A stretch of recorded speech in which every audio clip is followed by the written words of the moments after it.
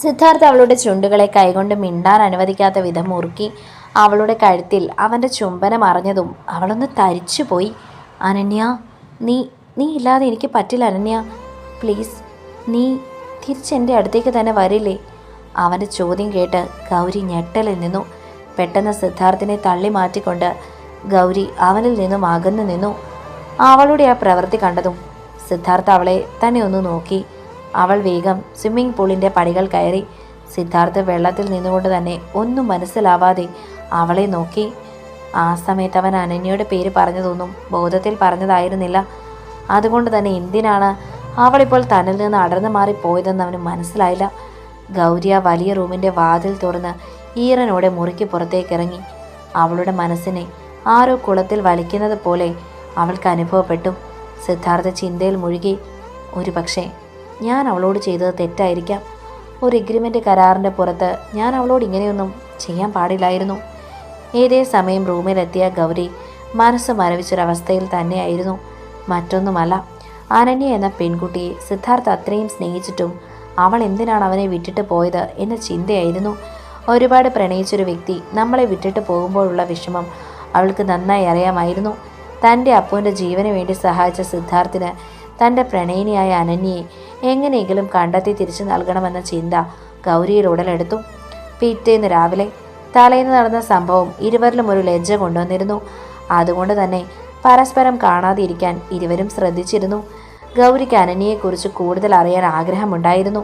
അതിന് അവൾക്ക് മുന്നിൽ ഒരാൾ മാത്രമേ ഉണ്ടായിരുന്നുള്ളൂ. അത് അമനായിരുന്നു. സിദ്ധാർത്ഥ് ഓഫീസിലേക്ക് ഇറങ്ങിയതും ഗൗരി അവനെ കാണാനായി ഒരിടം വരെ ഇറങ്ങി. അനന്യയെക്കുറിച്ച് എല്ലാം ഗൗരിക്ക് അറിയണമായിരുന്നു. പറ്റുമെങ്കിൽ അവളെ തിരികെ സിദ്ധാർത്ഥിൻ്റെ അടുത്തേക്ക് കൊണ്ടുവന്ന് കൊടുക്കണം എന്നവൾ വിചാരിച്ചു. ഇതേസമയം മറ്റൊരിടത്ത് ആദ്ര കിരണുമായി ഒരു റെസ്റ്റോറൻറ്റിലായിരുന്നു. അവരുടെ സംസാര വിഷയം ഗൗരി തന്നെയായിരുന്നു.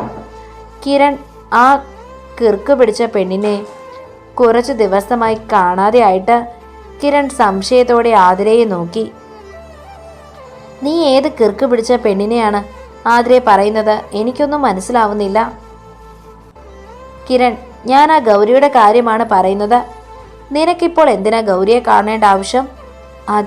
അത് പിന്നെ ആതിര തപ്പിത്തടയാൻ തുടങ്ങി. പറ ആതിര, നീ എന്തിനാ ഇനി നിനക്ക് എന്തിനാ അവളെ കാണേണ്ട ആവശ്യം? ആതിരയുടെയും വീട്ടുകാരുടെയും പ്ലാൻ എന്താണെന്ന് സത്യത്തിൽ കിരൺ അറിയില്ലായിരുന്നു. ഗൗരിയെ കണ്ടെത്തി വിക്രമിന് നൽകി പണം കൈക്കലാക്കാനാണ് ഗൗരി അവർ തിരയുന്നത് എന്ന് കിരൺ അറിയരുതെന്ന് അവരാഗ്രഹിച്ചിരുന്നു. പറയാതിര, എന്തിനാ ഇനി നിങ്ങൾക്ക് ഗൗരിയെ? അത് പിന്നെ ഞങ്ങളുടെ വീട്ടിൽ വളർന്ന അവളെ പെട്ടെന്ന് താമസിക്കുന്ന ഇടത്തുനിന്നും കാണാതായാൽ ഞങ്ങൾ അന്വേഷിക്കില്ലേ കിരൺ? അതിന് അവൾ ആ വീട്ടിൽ നിന്ന് പോയിട്ട് കുറച്ചു കാലമായല്ലേ? എന്തായാലും ഞങ്ങളുടെ വീട്ടിലായിരുന്നില്ലേ അവളെ താമസിച്ചിരുന്നത്? പോരാത്തതിന് അച്ഛൻ്റെ പെങ്ങൾ, സഹോദരിയുടെ മക്കളും. അപ്പോൾ അവരെ അന്വേഷിക്കേണ്ട കടമയില്ലേ? ആരുടെ വീട്ടിൽ വളർന്നു എന്ന് ആതിര പറഞ്ഞത്? കിരൺ കണ്ണുകൾ കുറുക്കിക്കൊണ്ട് ചോദിച്ചു. ആ ചോദ്യം ആതിരയുടെ കർണത്ത് അട്ടി കിട്ടുന്നത് പോലെയായിരുന്നു. കിരൺ, അത് മതി, എനിക്കതിനെക്കുറിച്ച് അറിയണ്ട. ഏതായാലും നീ എന്നെ കാണണമെന്ന് പറഞ്ഞ എന്തിനാ? അത് പിന്നെ കിരൺ, നീ ഞങ്ങളെ ഒന്ന് ഹെൽപ്പ് ചെയ്യണം. സഹായമോ? എന്ത് സഹായം? സത്യത്തിൽ ആതിര ഗ്രൂപ്പ് ഓഫ് കമ്പനി നഷ്ടത്തിലാണെന്നും കിരണും ഫാമിലിയും അറിഞ്ഞിട്ടില്ല. അറിഞ്ഞാൽ ചിലപ്പോൾ ആതിരയും കിരണിൻ്റെയും ബന്ധം വീട്ടുകാർ വേണ്ടെന്ന് വയ്ക്കും എന്ന് ആതിരയുടെ വീട്ടുകാർക്ക് അറിയാമായിരുന്നു. ആതിര, നീയൊന്ന് പറ, എന്ത് സഹായം നിനക്ക് വേണ്ടത്? കിരൺ, അത് പിന്നെ ഞങ്ങൾക്കല്ല, എനിക്ക് ഒരു 10 കോടി രൂപ വേണം. വാട്ട്? ഇരുന്നിടത്ത് നിന്നും ചാടി എഴുന്നേറ്റ് കിരൺ അവളെ നോക്കി ചോദിച്ചു. റെസ്റ്റോറൻറ്റിലെ എല്ലാ ആളുകളും അങ്ങോട്ടേക്ക് നോക്കുന്നത് കണ്ട ആതിര തെല്ലൊന്നു ഭയന്നു. കിരൺ, നീ ഇവിടെ ഇരിക്ക്. ആതിര കിരണിനെ സമാധാനിപ്പിക്കും പോലെ പറഞ്ഞു. എന്തൊക്കെയാ ആതിര നീ ചോദിക്കുന്നത്? എന്ന വല്ല ബോധവും നിനക്കുണ്ടോ? നീ വെറും 10 രൂപയല്ല ചോദിക്കുന്നത്, 10 കോടിയാണ്. അതെ കിരൺ, എനിക്കറിയാം. ഞാൻ പറയുന്ന ഒന്ന് കേൾക്ക്. അച്ഛൻ എനിക്ക് വേണ്ടി ഒരു പ്രോപ്പർട്ടി വാങ്ങാൻ നോക്കുന്നുണ്ട്, വിവാഹത്തിന് നിനക്ക് നൽകാൻ. അപ്പോൾ 2 ആഴ്ച മുന്നേ കമ്പനി ആവശ്യത്തിനായി പണമെടുത്തപ്പോൾ അത്രയും പണം കയ്യിലില്ലാതെയായി. ആ പ്രോപ്പർട്ടി 2 ആഴ്ചക്കുള്ളിൽ വാങ്ങിയില്ലെങ്കിൽ നമ്മുടെ കയ്യിൽ നിന്നും അത് നഷ്ടമാവും.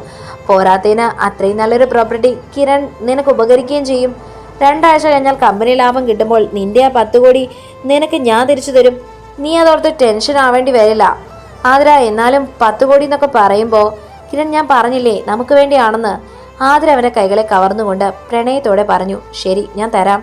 പക്ഷെ 2 ആഴ്ചക്കുള്ളിൽ തിരികെ നീ തരയില്ലേ? എന്താ കിരൺ നീ ഇത്? എന്നെ വിശ്വാസമില്ലാത്ത പോലെ സംശയമാണോ നിനക്ക്? അല്ല വേണ്ട, ആ പ്രോപ്പർട്ടി പൊക്കോട്ടെ. അവൾ കള്ളസങ്കടം നടിച്ചു പറഞ്ഞു. ഏയ് സംശയമൊന്നുമില്ല, ഞാൻ തരാം. സത്യത്തിൽ അങ്ങനെ ഒരു പ്രോപ്പർട്ടി ഒന്നും തന്നെ ഇല്ലായിരുന്നു. ആതിരയെ കണ്ടെത്തും വരെ കമ്പനി ഒന്ന് പിടിച്ചു നിർത്താൻ ഒരു വഴി മാത്രമായിരുന്നു ആ പ്രോപ്പർട്ടി നാടകം. എന്നാ കിരൺ, നീ ഇപ്പം തന്നെ ആ ക്യാഷ് എൻ്റെ അച്ഛൻ്റെ അക്കൗണ്ടിലേക്ക് ട്രാൻസ്ഫർ ചെയ്തേക്ക്. ഇപ്പം തന്നെയോ? ആ കിരൺ, അയക്ക്. നിനക്കെന്നെ വിശ്വാസമില്ലേ? എന്നാ നിൽക്ക്, ഞാൻ അയക്കാനുള്ള ഏർപ്പാട് ചെയ്യാം. എന്നാൽ അവരിയ്ക്കുന്നത് ഇടത് റേഞ്ച് കുറവായതുകൊണ്ട് കിരൺ ഫോണുമായി അപ്പുറത്തേക്ക് പോയി. ആദരാവൻ ഇറങ്ങിയ സമയം അച്ഛന് കോൾ ചെയ്തു. ഹലോ മിസ്റ്റർ പ്രഭാകർ, നിങ്ങളുടെ അക്കൗണ്ടിലേക്ക് ഇപ്പോൾ ഒരു 10 കോടി വരും. ഇത് കേട്ട പ്രഭാകർ ഞെട്ടി. എന്താ മോളെ, നിനക്ക് വട്ടായോ? അയ്യോ ഇല്ല അച്ഛാ, നമ്മുടെ ഇപ്പോഴത്തെ ആവശ്യത്തിന് കിരണിനെ ഞാൻ സോപ്പിട്ട് നിർത്തി. അവൻ അച്ഛൻ്റെ അക്കൗണ്ടിലേക്ക് ഇപ്പോൾ അയക്കും. മോളെ, നീ അവനോട് കാര്യങ്ങൾ പറഞ്ഞോ? ഏയ് ഒരിക്കലുമില്ല, അത് സ്ത്രീധനമായി അച്ഛൻ പ്രോപ്പർട്ടി വാങ്ങാൻ വേണ്ടിയാണ്. 2 ആഴ്ച കഴിഞ്ഞാൽ കമ്പനി ലാഭം കിട്ടുമ്പോൾ പണം തിരികെ നൽകാമെന്നും പറഞ്ഞു. എന്തായാലും നന്നായി, കുറച്ചു നാളത്തേക്ക് പിടിച്ചു നിൽക്കാനായി. പ്രഭാകർ മകളുടെ ആ ചെയ്തിയെ അഭിനന്ദിച്ചു പറഞ്ഞു. ഇതേ സമയം അമ്മനെ കാണാൻ ഗൗരി എത്തുന്നത് ആതിരയും കിരണുമുള്ള റെസ്റ്റോറൻറ്റിലാണ്. റേഞ്ച് കിട്ടുന്നുണ്ടോ എന്ന് നോക്കി ഫോണിലേക്ക് തല താഴ്ത്തി വരുന്ന കിരണിനെ ആരെയോ ചെന്നിടിച്ചു. കയ്യിലെ ഫോൺ നിലത്ത് വീണു. ഗൗരി ഞെട്ടലോട് അത് എടുത്തു കൊടുക്കാൻ കുനിഞ്ഞു. കൂടെ കിരണും. സോറി സർ, ഞാൻ കണ്ടില്ലായിരുന്നു. ഫോൺ തുടയ്ക്കുന്നതിനിടെ അവൾ പറഞ്ഞു. പരിചിതമറന്ന ശബ്ദം കേട്ട് കിരൺ ആ പെൺകുട്ടിയുടെ മുഖത്തേക്ക് നോക്കി. അവളെ കണ്ടതും കിരണിന്റെ കണ്ണുകൾ വിടർന്നു. എഴുന്നേറ്റ് ഫോൺ തിരികെ കിരണിന് നേരെ നീട്ടുമ്പോഴായിരുന്നു തനിക്ക് മുൻപിൽ നിൽക്കുന്ന ആളെ ഗൗരി നോക്കിയത് പോലും. അവളുടെ ഹൃദയം നുറുങ്ങുന്നത് പോലെ അവൾക്ക് തോന്നി. കുഞ്ഞിലെ മുതൽ പ്രണയിച്ച അവളുടെ കിരണേട്ടനായിരുന്നു അത്. അവളുടെ കണ്ണുകൾ അറിയാതെ നിറഞ്ഞു വന്നു. അവൾ ഫോൺ നൽകി അവനെ മറികടന്ന് പോകാനാഞ്ഞതും കിരൺ അവളുടെ കൈകൾ ബലമായി പിടിച്ചു വെച്ചു. കാലങ്ങൾക്ക് ശേഷമുള്ള കിരണിന്റെ സ്പർശനം അവളെ വല്ലാതെയാക്കി. കണ്ണുനീർ അവൾക്ക് പിടിച്ചു നിർത്താനായില്ല. അവൾ കിരണിനെ ഒറ്റ വലിക്ക് അവന്റെ നെഞ്ചിലേക്ക് അമർന്നിരുന്നു. കിരൺ ഇരു കൈകൾ കൊണ്ട് അവളെ മുറുക്കി കെട്ടിപ്പിടിച്ചു. ഗൗരി, നീ എവിടെയായിരുന്നു? എന്നാൽ അവന്റെ അതിരുവിട്ട സ്പർശനം അവളെ അസ്വസ്ഥയാക്കി. കിരണേട്ട, എന്നെ വിട്.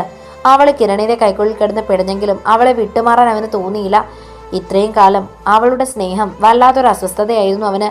ഇപ്പോൾ ആതിരയുടെ സ്നേഹം അറിയുമ്പോൾ ഗൗരിയായിരുന്നു ശരിയെന്ന് അവന്റെ ഹൃദയം അവനോട് പറഞ്ഞു തുടങ്ങി. ഇതേ സമയം കിരണിനെ കാണാതെ ആതിര അവനെ തിരിഞ്ഞ് പുറത്തേക്കിറങ്ങി. അവിടെ വെച്ച് ഗൗരിയും കിരണും കെട്ടിപ്പിടിച്ച് നിൽക്കുന്നത് കണ്ട് ആതിരയുടെ ശരീരം തളർന്നു പോകുന്നത് പോലെ അവൾക്ക് തോന്നി. അവളുടെ നോട്ടത്തിൽ തെറ്റുകാരി ഗൗരി മാത്രമായിരുന്നു. അവന്റെ കൈക്കുള്ളിൽ കിടന്ന് പുളഞ്ഞുകൊണ്ടിരിക്കുന്ന ഗൗരി അവനെ എത്രമാത്രം വെറുക്കുന്നുണ്ടെന്ന് ആർക്കും അറിയില്ലായിരുന്നു. ആതിരയുടെ അലർച്ചയിലുള്ള ശബ്ദം കേട്ടതും കിരൺ ഒരു ഞെട്ടലോടെ ഗൗരിയെ വിട്ടുമാറി. എടി നശിച്ചവളെ, നിന്നെ ഞാൻ... ആതിര ആരുടെ ഭാഗത്താണ് തെറ്റെന്ന് ശരിയെന്നോ അറിയും മുന്നേ ഗൗരിയുടെ കാരണം നോക്കി ആഞ്ഞൊരു അടി കൊടുത്തു കഴിഞ്ഞിരുന്നു. ഇത് കണ്ടുകൊണ്ടാണ് അവൻ കാറിൽ ഇരിക്കുന്നത്. ആതിരയുടെ മുഖമടച്ചുള്ള അടിയുടെ അഗാധത്തിൽ ഗൗരി നിലത്തിരുന്നു പോയി. സത്യത്തിൽ അവളെ അടിച്ചത് ആരാണെന്ന് കാണാൻ പോലുമുള്ള സമയം ഗൗരിക്ക് കിട്ടിയിരുന്നില്ല. നിലത്തേക്കിരുന്നു പോയ ഗൗരി ഒരു കൈ കവിളിലും മറു കൈ നിലത്തും വെച്ചു. അവളുടെ കൈകളിൽ ഹീൽ ചെരുപ്പ് ചവിട്ടി ഞെരുക്കിക്കൊണ്ട് ആതിര ആക്രോശിച്ചു പറഞ്ഞു. മേലിൽ കിരണിനെ കാണാനോ അടുക്കാനോ നീ ശ്രമിച്ചു പോകരുത്. ഗൗരിയുടെ കൈ അവളുടെ ചെരുപ്പിന് താഴെ ഞെരിഞ്ഞമരുന്ന കണ്ട് കിരണിന്റെ മുഖം വല്ലാതെയായി. അവൻ ആതിരയെ പിടിച്ചു മാറ്റി വലിച്ചുകൊണ്ട് അവിടെ നിന്ന് നടന്നു നീങ്ങി. ആതിരയുടെ ഹീൽസിന്റെ അടയാളം അവളുടെ കൈയിൽ അങ്ങനെ പതിഞ്ഞിരുന്നു. കൈകൾ അനക്കാൻ പറ്റാത്ത വിധം വേദനയായിരുന്നു. ഗൗരി ഒരു ഞെരുക്കത്തോടെ അവിടെ ഇരുന്നു പോയി. അവര് പോയ ശേഷം അമൻ അവൾക്ക് നേരെ നടന്നു വന്നു. അപ്പോഴേക്കും ആളുകൾ ചുറ്റും കൂടിയിരുന്നു. അമൻ അവളുടെ കൈകൾ അവന്റെ കയ്യിലേക്ക് എടുത്ത് പിടിച്ചു നോക്കി. കൈകൾ നീല നിറമായിരുന്നു. സഹിക്കാൻ പറ്റാത്ത വേദനയും. പിന്നീട് ഒന്നും നോക്കാതെ അമൻ അവളെയും എടുത്ത് കാൽ കയറ്റി നേരെ വീട്ടിലേക്ക് വിട്ടു. പതിവില്ലാതെ സിദ്ധാർത്ഥ് ഓഫീസിൽ നിന്നും വീട്ടിലേക്ക് നേരത്തെ വന്നിരുന്നു. അപ്പോഴാണ് അവന്റെ കാറ് വരുന്നത് സിദ്ധാർത്ഥ് കണ്ടത്. ഇതെന്താ അമൻ ഇങ്ങോട്ടേക്ക്? ഇന്ന് ഓഫീസിലും വന്നിട്ടില്ലല്ലോ. സിദ്ധാർത്ഥ് അവന്റെ കാറിനടുത്തേക്ക് നടന്നെടുത്തു. ഡ്രൈവർ സീറ്റിൽ നിന്നും ഇറങ്ങിയ അവൻ ബാക്ക് സീറ്റ് ഡോറ് തുറന്നതും കാര്യം പന്തിയല്ലെന്ന് അവന് മനസ്സിലാക്കി. സിദ്ധാർത്ഥ് വേഗം സെക്യൂരിറ്റി ഗാർഡ്സിനെ വിളിപ്പിച്ചു. എല്ലാവരും ചേർന്ന് വേദന കൊണ്ട് മയങ്ങിപ്പോയ ഗൗരിയെ പുറത്തേക്ക് എടുക്കുന്നത് കണ്ട് സിദ്ധാർത്ഥ് അമ്പരന്നു. ഗൗരി! ഉച്ചത്തിൽ സിദ്ധാർത്ഥ് വിളിച്ചു. അമൻ, ഗൗരി, അവൾക്ക് എന്തു പറ്റി? സിദ്, ഇതെല്ലാം പറയാം. ആദ്യം അവളെ കിടത്തേണ്ടത് എങ്ങോട്ടാണെന്ന് പറ. സിദ്ധാർത്ഥിനെ അവളുടെ റൂം അവർക്ക് കാണിച്ചു കൊടുത്തു. ശേഷം സെക്യൂരിറ്റി ഗാർഡ്സിനോട് പുറത്തേക്ക് പോകാൻ ആവശ്യപ്പെട്ടു. അമൻ, എന്താ ഗൗരിക്ക് പറ്റിയത്? സിദ്, നമ്മൾ വിചാരിച്ചതുപോലെയല്ല കാര്യങ്ങൾ. ഇവൾക്ക് ചുറ്റിലും ഒരുപാട് ശത്രുക്കൾ ഉള്ളതായി എനിക്ക് തോന്നുന്നു. ഇപ്പോൾ തന്നെ ഇവളുടെ കൈ നീ നോക്ക്. ആ പെണ്ണ് നിലത്തിട്ട് ചവിട്ടി അരച്ചു വിട്ടിരിക്കുന്നു. കവളിൽ അടിച്ച് നിലത്തേക്ക് വീഴ്ത്തി. ആരാ എന്തായെന്നൊന്നും അറിയില്ല. ശേഷം അവന്റെ ഫോണിൽ റെക്കോർഡ് ചെയ്ത വീഡിയോ സിദ്ധാർത്ഥിനെ കാണിച്ചു കൊടുത്തു. അതിൽ ക്രൂരമായി ഗൗരി ഉപദ്രവിക്കുന്നതിന്റെ ദൃശ്യങ്ങൾ കണ്ടതും സിദ്ധാർത്ഥ് മുഷ്ടി ചുരുണ്ടു വന്നു. How dare she advise this Siddharth Varma's wife? ഈ സിദ്ധാർത്ഥ് വർമ്മയുടെ ഭാര്യ ഉപദേശിക്കാൻ അവൾക്ക് എത്ര ധൈര്യമുണ്ട്? ഏത് കഴിവേറിയുടെ പുത്രിയായാലും 24 മണിക്കൂറിനുള്ളിൽ കണ്ടെത്തി എൻ്റെ കാൽ കീഴിൽ കൊണ്ടുവന്ന് ഇടണം ആ പന്ന പെണ്ണിനെ. സിദ്ധാർത്ഥിന്റെ ദേഷ്യം കണ്ട് അമൻ ഒന്ന് ഭയന്നു. അമൻ, നീ ഒന്ന് പുറത്തേക്ക്. അമൻ അവിടെ നിന്ന് പുറത്തേക്ക് ഇറങ്ങി. സിദ്ധാർത്ഥ് പതിയെ അവളുടെ കൈകളിൽ തലോടി. അവളുടെ കവളത്ത് പതിഞ്ഞ പാടിൽ അവന്റെ കൈകൾ കൊണ്ട് തടവി. പെട്ടെന്ന് ഡോക്ടർ അങ്ങോട്ടേക്ക് വന്നു. അവളെ പരിശോധിക്കാൻ തുടങ്ങി. ഏതാനും മിനിറ്റുകൾക്ക് ശേഷം ഡോക്ടർ പുറത്തേക്ക് വന്നു. നോക്ക് സിദ്ധാർത്ഥ്, ഇപ്പം ആ കുട്ടി ഓക്കെയാണ്. കൈക്ക് ചെറിയ ചതവ് കാണുന്നുണ്ട്. ആ കൈ ഇളകാതെ ശ്രദ്ധിക്കണം. പരമാവധി നോക്കണം. വേറെ കുഴപ്പമൊന്നുമില്ല. മരുന്നുകളുണ്ട്. ഞാനത് ഹോസ്പിറ്റലിൽ പോയി നോക്കി ഇങ്ങോട്ടേക്ക് എത്തിക്കാം. ശരി ഡോക്ടർ. ഡോക്ടർ പോയതും അമ്പലത്തിൽ നിന്നും അമ്മയും അച്ഛനും വന്നതും ഒപ്പമായിരുന്നു. ഗൗരിയുടെ റൂമിന്റെ പുറത്ത് അമനും സിദ്ധാർത്ഥും നിൽക്കുന്നത് കണ്ട് അവർ പ്രസാദം നൽകാൻ മുകളിലേക്ക് കയറുമ്പോഴാണ് പടികൾ ഇറങ്ങി ഡോക്ടർ വരുന്നത് കണ്ടത്. പെട്ടെന്ന് തന്നെ ആശ ഓടി മുകളിലേക്ക് വന്നു. എന്താ സിദ്ധു, എന്തിനാ ഡോക്ടർ വന്നത്? ആ അമ്മയുടെ വെപ്രാളം കണ്ട് സിദ്ധാർത്ഥിന് അമ്മയോട് എന്ത് പറയണമെന്നറിയാത്ത അവസ്ഥയായിരുന്നു. മോനെ സിദ്ധു, എന്തിനാ ഡോക്ടർ വന്നത്? വർമ്മയും ചോദിച്ചു. അച്ഛാ, അമ്മേ, അത് പിന്നെ ഗൗരിക്ക്. അയ്യോ, എൻ്റെ കുഞ്ഞിന് എന്തു പറ്റി? അമ്മ ഇപ്പോൾ കുഴപ്പമൊന്നുമില്ല. ആശ ഒന്നും കേൾക്കാൻ നിൽക്കാതെ അവിടെ നിന്നും വേഗം ഗൗരിയുടെ റൂമിലേക്ക് ഓടിക്കയറി.